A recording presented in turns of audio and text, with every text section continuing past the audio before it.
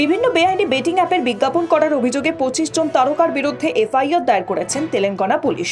আর সেই তালিকায় রয়েছেন দক্ষিণী সুপারস্টার রানা ডগুবাটি, বিজয় দেবের কোন্ডা, প্রকাশ রাজ, মঞ্জুলক্ষ্মী সহ একাধিক তারকা। ফণীন্দ্র শর্মা নামে এক ব্যবসায়ী ব্যক্তির অভিযোগের ভিত্তিতে এফআইআর দায়ের করা হয়েছে। আর এই তালিকায় রয়েছেন প্রণীতা, নিধি আগরওয়াল, অনন্যা নাগাল্লা, সিরি হনুমান্ত, শ্রীমুখী, বর্ষিনী, সৌন্দরাজন, বাসন্তী কৃষ্ণন, সোহা শেট্টি, অমৃতা চৌধুরী, নয়নী পওয়ানি, নেহা পাঠান, পান্ডু, পদ্মাবতী, প্রীতি, ইমরান খান, সানা, সনভ, শ্যামলা, সুস্বাদু তেজা এবং বান্দারু সেসেয়ানি সুপ্রিতা। সাইবারবাদ থানার পুলিশ ভারতীয় ন্যায় সংহিতার 318, 112 এবং 49 ধারার আওতায় অভিযোগ দায়ের করেছে। একই সঙ্গে রয়েছে তেলেঙ্গানা গেমিং আইনের সংশ্লিষ্ট ধারাও। পুলিশ সূত্রে জানা গিয়েছে, স্থানীয় মিয়াপুরের বাসিন্দা ফণীন্দ্র শর্মার অভিযোগ করেন যে সেলিব্রিটি ও ইনফ্লুয়েন্সারদের ব্যবহার করা এই বেআইনি অ্যাপগুলি প্রচার হচ্ছে।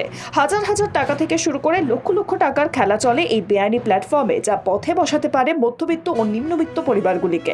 সেলিব্রিটিদের দেখে এইসব বেআইনি অ্যাপে অর্থ বিনিয়োগ করেছেন সাধারণ মানুষ, ফলে অর্থের দিক থেকে বিরাট ক্ষতির মুখে পড়ছেন অনেকেই। Bureau report, sky news Bangla.